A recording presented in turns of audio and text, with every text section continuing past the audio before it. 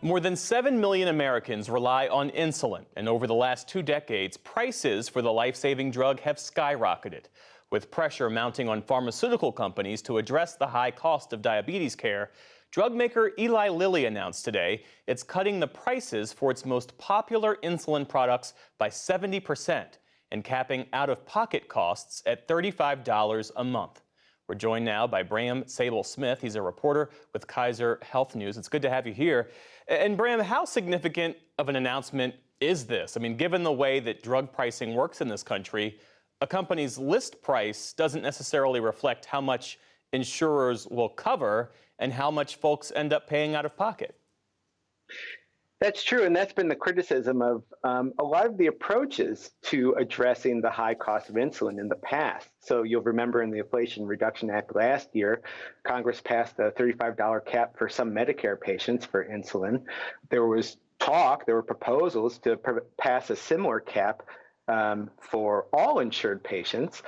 The criticisms with those kinds of caps is that it doesn't address the list price. So if you're uninsured or you're underinsured, you'd still be exposed to the high list price of these products. So by reducing the list price of insulin, it's a really significant step, and it gets at some of the criticisms that people have had in the past for addressing this issue. Will this announcement by Eli Lilly push other insulin makers to follow suit?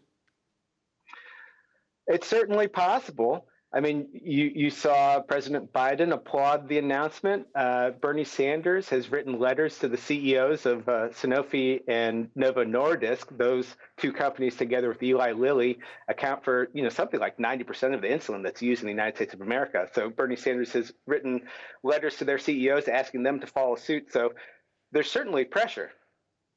As you mentioned, this announcement by Eli Lilly puts the company in line with the provisions in the Inflation Reduction Act capping out-of-pocket costs for seniors who rely on insulin. But let's talk about how we got here, because in 1999, one vial of Humalog, which is a diabetes drug, cost $21 a vial. In 2019, that cost was $332. That's a 1,000% increase. How did that happen? One of the ways to think about it, I kind of describe it as a Game of Thrones that pharmaceutical companies are playing with insurers and these middlemen called pharmacy benefit managers. And the gist of it is that, you'll have an insurance company that has millions of patients that they provide insurance for. And through these middlemen, they'll go to the pharmaceutical company and they'll say, hey, we want to make your insulin the preferred insulin on our list, but in return, we want a good deal on it. So the manufacturers will provide these things called rebates to the middlemen, who will then pass some or all of it on to the insurer. And it creates these incentives for high prices so that everybody, will get their cut along the way. But what that doesn't take into account is the uninsured and underinsured patients.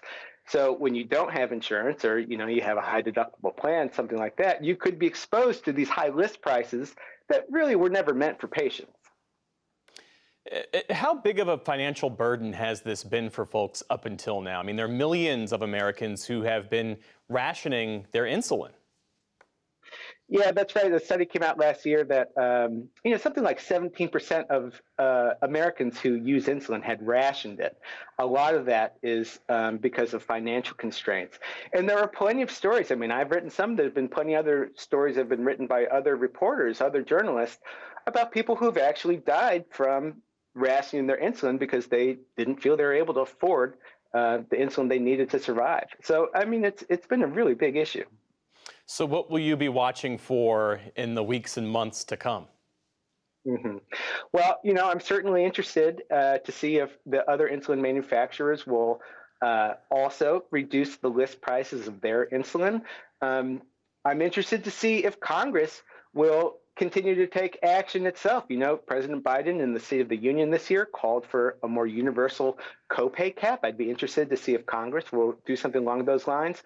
There's also initiatives in states around the country that are worth keeping an eye on. So California, for example, has an initiative that they're going to manufacture their own insulin to bring it in at a lower price. And, continuing on that path could provide even more market pressure for other companies to reduce list price of the insulin products.